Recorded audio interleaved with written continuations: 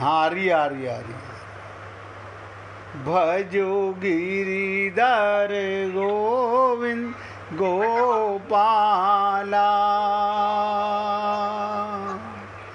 भजो गिरिधर गोविंद गोपाला,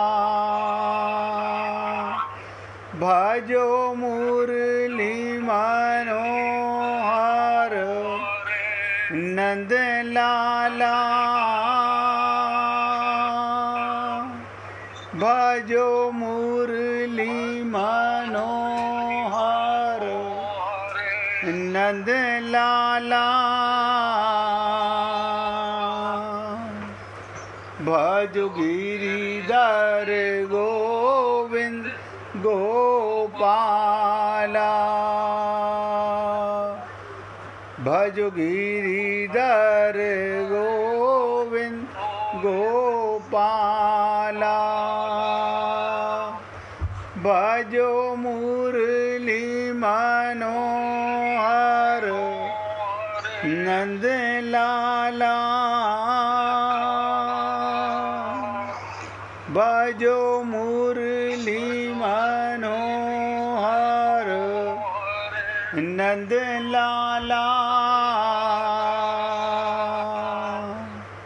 भजो गिरिधर गोविंद गोपाला,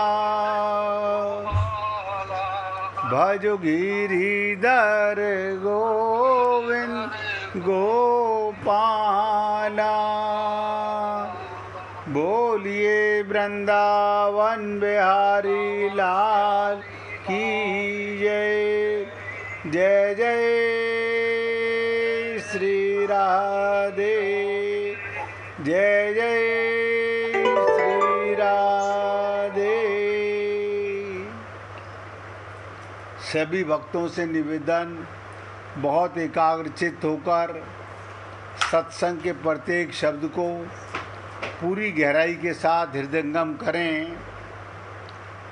एक एक शब्द पे ध्यान दीजिएगा। कल हम आपसे कह रहे थे कि आप कहीं अनुजन समझाई। अगर याद रहा हो कि वशिष्ठ जी जब सत्संग करते थे तो राम और तीनों भाई सुनते थे, लेकिन सत्संग के बाद गुरु वशिष्ठ के बोलने के बाद बड़ी विचित्र चीज़ है क्या कि सत्संग के बाद राम अपने भाइयों के साथ विचार विमर्श करते थे, उन्हें समझाते थे। यानी गुरु के कहने के बाद भी कथा की व्याख्या आवश्यकता पड़ती है। आप कहेंगे ऐसे कैसे? जितने लोग सत्संग सुनते हैं सबका अपना अपना अलग भाव है। कोई उसे कैसे ग्रहण करता है, कोई उसे कैसे ग्रहण करता है। तो गुरु वशिष्ठ के कहने के बाद श्री राम कहते हैं, भरत कहते हैं, लक्ष्मण कहते हैं, शत्रुघ्न कहते हैं। प्रत्येक उस कथा को अपनी दृष्टि से देखता है। ये राम, भरत, लक्ष्मण, शत्रुघ्न के भाव की बात नहीं है। ये केवल आप हम लोगों को बताने के लिए, मैंने कल भी निवेदन किया था कि आप और हम लोग चर्चा नहीं करते हैं। सत्संग सुनने के बाद उस पर चर्चा अवश्य होनी चाहिए। देखिएगा, चारों भाई भगवान हैं, लेकिन चारों को ये हम लोगों को बताने के लिए सब ने उसे ग्रहण किया अपने अपने ढंग से। घटनाएं तो घटती रहती हैं, महत्व इसका है कि हम उन घटनाओं को किस दृष्टि से लेते हैं। रोज आप सत्संग के अंदर कोई ना कोई लीला सुनते हो, और लीला को सब अपने अपने भाव से समझने का प्रयत्न करते हैं। मैं कहा करता हूँ कि जब गुरु वशिष्ठ कथा सुनाते होंगे तो राम, लक्ष्मण, भरत, शत्रुघ्न, दशरथ जी और उनकी रानियां भी सुनती होंगी। तब ध्यान से सुनिएगा, पूरा परिवार सुनता था। पर ये मंथरा कथा सुनती थी या नहीं? अब आप सोचिए, जब सब सुन रहे हैं तो मंथरा कहाँ जाएगी? निश्चित मानिए मंथरा भी अवश्य सुना करती थी। रामचरितमानस में इसका प्रमाण भी है कि कथा में नियमित रूप से मंथरा भी जाती थी। उसको इतनी कथाएं याद थी, जब उसने कैकेयी को कथा सुनाना प्रारंभ किया तो चौंक पड़ी। उन्होंने कहा कि मैं तो जानती थी कि तुम इतनी विदुषी हो, तुम इतनी समझदार हो कि वशिष्ठ जी जो कथा सुनाते हैं तुम्हें सब याद हो जाती हैं। मैंने तो तुम्हें सदा एक साधारण दासी के रूप में देखा। देखिए, कैकेयी कह रही है कि मैंने तो सदा तुम्हें एक दासी के रूप में देखा, और तुलसीदास जी कहते हैं मंथरा कैकेयी को प्रणाम भी करती, अब पुराणों में आई सत्यु की एक कथा सुनाया करती थी। वो क्या कथा थी? कद्रू और विंता।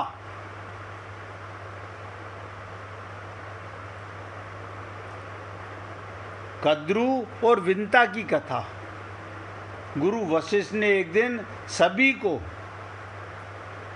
कद्रू और विंता की कथा सुनाई थी। और आप सब भी, हो सकता है किसी संत महात्मा से आप लोगों ने सुनी हुई हो, लेकिन हमें याद नहीं रहती है। कद्रू और विंता का पति एक, जैसे दशरथ की 3 पत्नियां, ऐसे ही एक पति की 2 पत्नियां। कद्रू और विंता यानी 2 सौतें थी। एक दिन दोनों में होड़ लग गई कि सूर्य के घोड़ों की पूंछ का रंग क्या है। अब आप ध्यान से सुनिएगा, दोनों में होड़ लग गई कि सूर्य के घोड़ों की पूंछ का रंग क्या है, सफ़ेद या काला।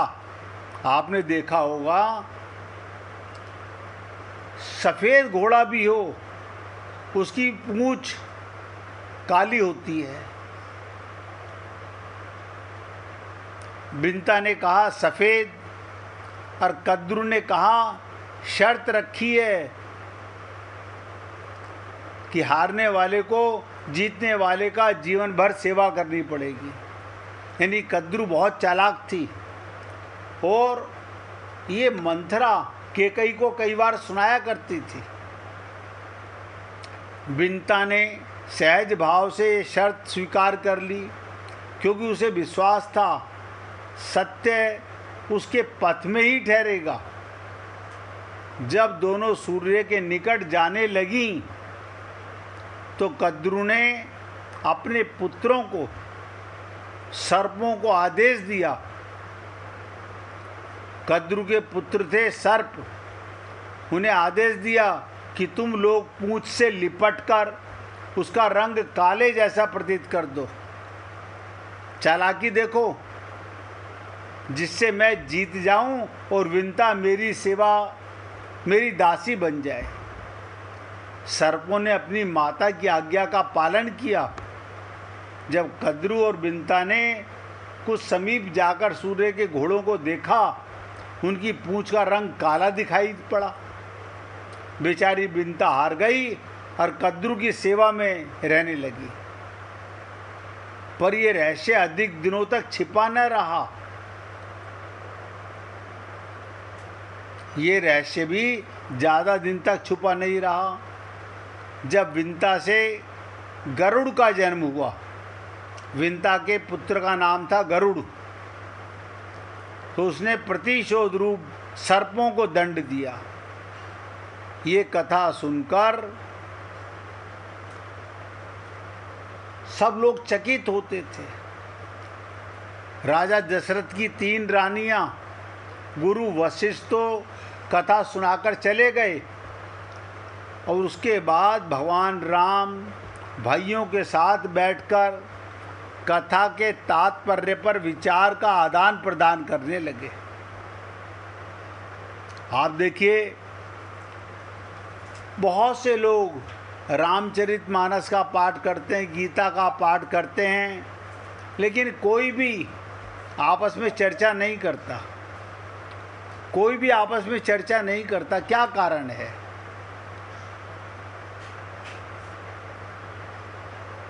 भगवान श्री राम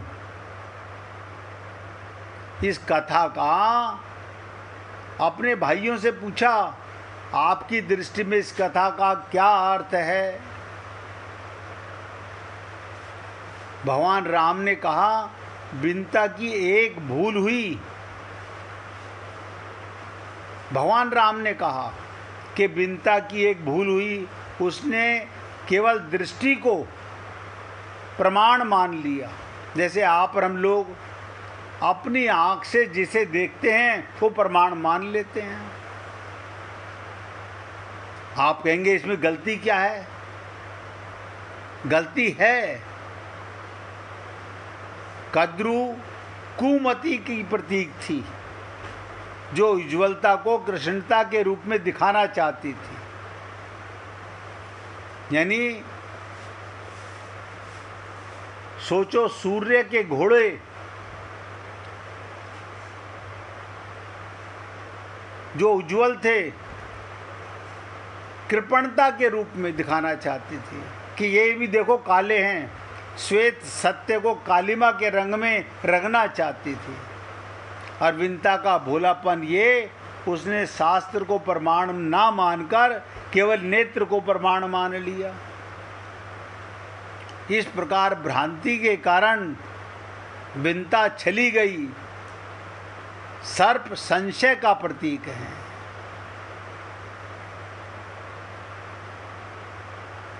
जब ये संशय मनुष्य के जीवन में आता है, आप और हम लोगों के मन में भी बहुत संशय आते हैं, तब से भ्रांति हो जाती है। जैसे सूर्य के घोड़ों को देख विद्या को हो गई। अतः व्यक्ति जब भ्रांति में, संशय में, तो दृष्टि मात्र को कभी भी प्रमाण ना माने। यही ये कथा का वास्तविक अर्थ है। आप और हम लोग, मैंने अपने कान से सुना, मैंने अपनी आंख से देखा, इसे प्रमाण मान लेते हैं। इस प्रकार भगवान राम उसका ज्ञान में अर्थ बता रहे हैं। तो भगवान अपने भाइयों के साथ चर्चा करते थे। जब भगवान राम ने भरत की ओर देखा, उनसे पूछा, भरत बताओ तुम्हारी दृष्टि में आज की कथा का अर्थ क्या है?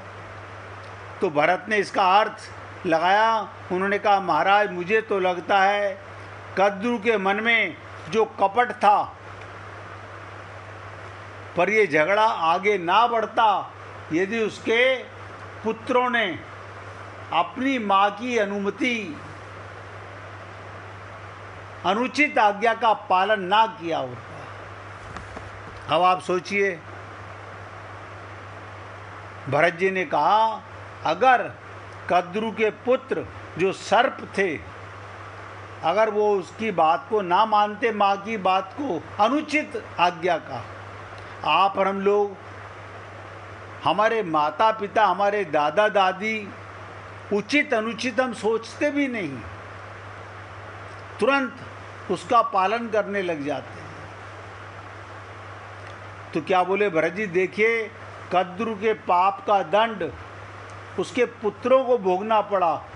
और पुत्रों की भूल यही थी कि कद्रू ने जब उन्हें घोड़े की पूंछ से लिपटकर श्वेत रंग को कृष्ण काला बनाने का आदेश दिया तो उन्होंने बिना विचारे माँ की आज्ञा का पालन किया।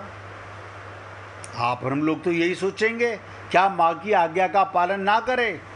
उचित अनुचित का ध्यान करना पड़ता है। तो भरत जी कहते हैं, मेरी समझ में इस कथा का अर्थ ये कि बड़ों की आज्ञा को भी, बहुत ध्यान से सुनो, बड़ों की आज्ञा को भी विचार पूर्वक ही मानना चाहिए। आप और हम लोग सब रामायण पढ़ चुके होंगे और बहुत से लोग तो ऐसे जो कई कई बार पढ़ चुके होंगे, गीता के श्लोकों का पाठ भी कर चुके होंगे, लेकिन अपनी बुद्धि के पैमाने से अर्थ निकालते रहते हैं। ऐसे मैं आपसे निवेदन करना चाहता हूँ, हम जब सत्संग सुनते हैं हम अपनी बुद्धि से उसे समझते हैं, और इसीलिए आपको ये बात इसलिए बताना चाहता हूँ, बुद्धि का समर्पण नहीं कर पाते हैं। सत्संग, सत का संग बुद्धि से नहीं किया जा सकता, बुद्धि को समर्पण करना पड़ता है। ये आज्ञा धर्म के अनुकूल तो तभी उसे मानना चाहिए, अन्यथा नहीं मानना चाहिए।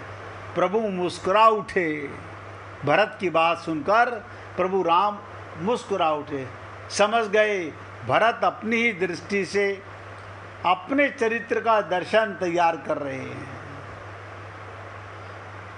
हर व्यक्ति अपने चरित्र का अपनी बुद्धि से ही प्रमाण लेता है। भगवान राम ने फिर ध्यान से सुनो, इसी चर्चा को शत्रुघ्न से पूछा, शत्रुघ्न तुम्हारी समझ में आज की कथा का क्या अर्थ है? उन्होंने कहा, महाराज मैं तो ये मानता हूँ, बिंता ने यदि व्यर्थ का विवाद ना किया होता, बहस ना की होती, शर्त ना लगाई होती, तो उसे ऐसा कष्ट ना उठाना पड़ता। व्यक्ति को तो मौन रहकर ही विचार में संलग्न रहना चाहिए, व्यर्थ बोलना नहीं चाहिए। अब देखिएगा, सबने कथा सुनी, भरत ने अपना परिचय दिया कि मैंने क्या इसका अर्थ समझा, शत्रुघ्न की अपनी दृष्टि थी और उन्होंने अपने जीवन में यही किया। जब भगवान राम ने लक्ष्मण जी से पूछा तो लक्ष्मण जी तुमने कथा का अर्थ क्या लिया? तो लक्ष्मण जी ने कहा, महाराज ये ठीक है कि बिंता और कद्रू का संघर्ष बुरा था, कद्रू के अपराध से अन्य सब सर्पों को दंड मिला, पर एक सर्प ऐसा भी है जिसे दंड देने का सामर्थ्य गरुड़ में नहीं था, और वह है शेष। लक्ष्मण जी का संकेत अपनी ओर था, उसे शेष की ओर, जो कभी गरुड़ के भय से डरे नहीं, और उसका एकमात्र कारण ये कि भगवान से एक क्षण के लिए भी अलग नहीं हुए थे। तो लक्ष्मण जी का संकेत ये कि प्रभु आपके सानिध्य को छोड़कर, बहुत ध्यान से सुनो, लक्ष्मण जी क्या कहते हैं, आपके सानिध्य को छोड़कर एक क्षण के लिए भी अलग होना सबसे बड़ा अपराध है। अब आप कहेंगे 24 घंटे लक्ष्मण भगवान के साथ कैसे रहते होंगे?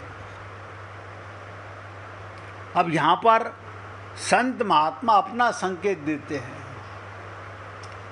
आत्मा और परमात्मा इतने करीब हैं जितना करीब आपका शरीर भी आपके नहीं है।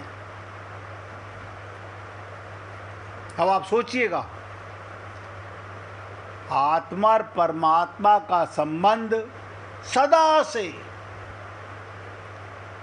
कब से का नाम ना लो, जब से हैं तब से सदा से द्वा सपर्णा सखाया, ये दो पर्सनैलिटियाँ सदा एक साथ शरीर रूपी वृक्ष में हृदय रूपी डाली पर एक साथ बैठी हुई हैं और चिपक के बैठी हुई हैं, यानी इनके बीच में एक बाल का भी अंतर नहीं है। और आप हम लोग नित्य प्राप्त परमात्मा की प्राप्ति का अनुभव नहीं कर पाते। अब आप सोचो, यानी जो सदा साथ रहता है, लक्ष्मण ने कहा आपके सानिध्य को छोड़कर एक क्षण के लिए भी अलग होना सबसे बड़ा अपराध है। एक क्षण के लिए भी। आप और हम लोग तो अनंत जन्मों से पाप करते आ रहे हैं, लेकिन कोई बात नहीं, धनवंता सोई जानिए जापे राम नाम धन होए। एक दिन आपको भी हमको भी ये एहसास होगा कि हम आत्मा हैं, गलत कारणों से भटक रहे हैं, गलत कारणों से अपने को शरीर मानकर, अपने मन बुद्धि को अपना मानकर, यानी दिव्य होते हुए, ध्यान से सुनो, चेतन होते हुए, परमात्मा के अंश होते हुए, मन के गुलाम, बुद्धि के गुलाम, शरीर को मैं मानना, इससे बड़ी अज्ञानता क्या होगी। अब बताओ, नित्य प्राप्त परमात्मा का अनुभव नहीं कर पा रहे हम लोग। हम सब लोग, भगवान नित्य मिला हुआ है, नित्य। आपको लगता है हम मंदिर में जाके भगवान से मिलते हैं, भगवान में जिनसे मिलते हो वो तो मूर्ति हैं, वो तो भावना के भगवान हैं। आपके हृदय में तो 24 घंटे हर सांस में। आप बताओ, आपका सांस जो आ रहा है वो आत्मा और परमात्मा के संग से आ रहा है, लेकिन हम अनुभव नहीं करते। तो लक्ष्मण जी ने कितनी विचित्र बात कही। इसीलिए मैं आपसे कई बार कहता हूँ कि रामानुज संप्रदाय में रामानुज स्वामी जी जो जगत गुरु थे, वो शेषनाग के अवतार थे। हम लोगों पे कृपा करने के लिए सदगुरु बनकर के आए। ये तो जगत गुरु की उपाधि तो संसार ने दी। उन्होंने शरणागति का इतना सुंदर निरूपण किया, लेकिन हम लोग नहीं समझ सके। हम अपनी बुद्धि, मन की शरणागति में हैं, बुद्धि की शरणागति में हैं, हम पति की शरणागति में हैं, हम पत्नी की शरणागति में हैं, हम पैसे की शरणागति में हैं, हम अपनी इंद्रियों की शरणागति में हैं। यानी नित्य प्राप्त परमात्मा का हम अनुभव नहीं कर पा रहे। क्या कारण? हम सब अपने को शरीर मानकर, मन बुद्धि के गुलाम बनकर अपना संसार अपनी इच्छा से गुजार रहे हैं। और लक्ष्मण जी ने इतना सुंदर उत्तर दिया प्रभु राम को कि आपके सानिध्य को छोड़कर एक क्षण के लिए भी, एक सांस में भी, वो सांस पाप का सांस है जिसके अंदर भगवान का ध्यान नहीं है। और ये इसे कहते हैं आ जपा जाप। नानक जी कहा करते थे, एक जाप जो किया जाता है, जैसे आप देखते हो ब्राह्मण लोग मंदिरों में बैठ के माला फेरते रहते हैं। हमने वृंदावन में देखा हजारों लोग वो माला हाथ में घुमाते रहते हैं। वो हाथ में माला घुमाने से भगवान घूम रहा है, मन कहीं और है। हर सांस में हो सुमिरन तेरा। अब इसका कारण क्या है, क्यों नहीं हो रहा? हमने अपने को शरीर माना हुआ है, संसार से देखो, शरीर मरने वाला, संसार मरने वाला, उनमें ना तो हमें आत्मज्ञान है, ना उनमें परमात्मा को देखते हैं। एक क्षण के लिए भी अलग होना सबसे बड़ा अपराध है।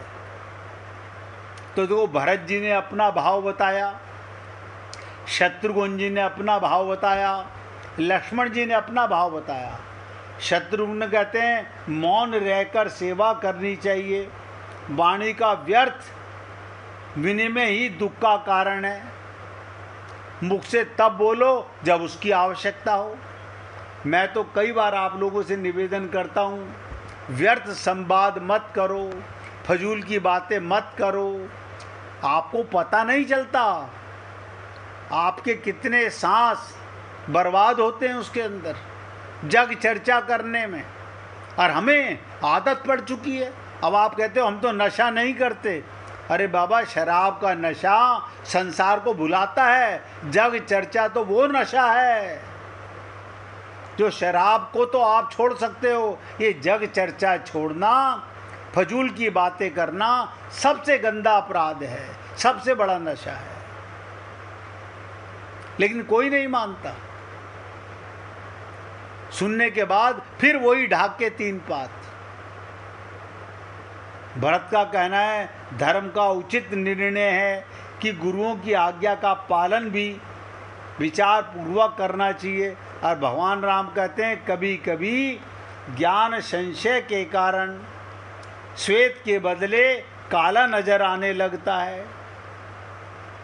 हमें अपने आप पर भी संशय हो जाने लगता है, हम भगवान की संतान हैं या माता पिता की संतान हैं।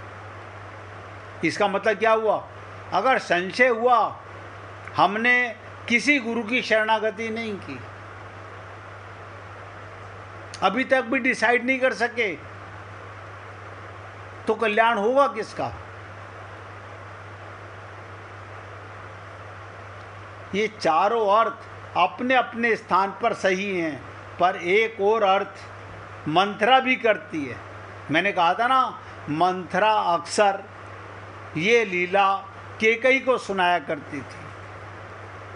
पद्म पुराण में एक कथा आती है। अब आप सोचो, यानी भगवान राम अपने तीनों भाइयों के साथ चर्चा कर रहे हैं। आपने सबकी चर्चा सुनी और मंथरा वो केकई को समझाते हुए क्या कहती है, इसकी चर्चा करेंगे। पहले 1 मिनट भगवान का कीर्तन करेंगे। अब ध्यान से सुनिएगा कि मंथरा की बुद्धि क्या कहती है। आप हम सब लोग अपनी बुद्धि के कारण ही आज तक सफल नहीं हो पा रहे हैं।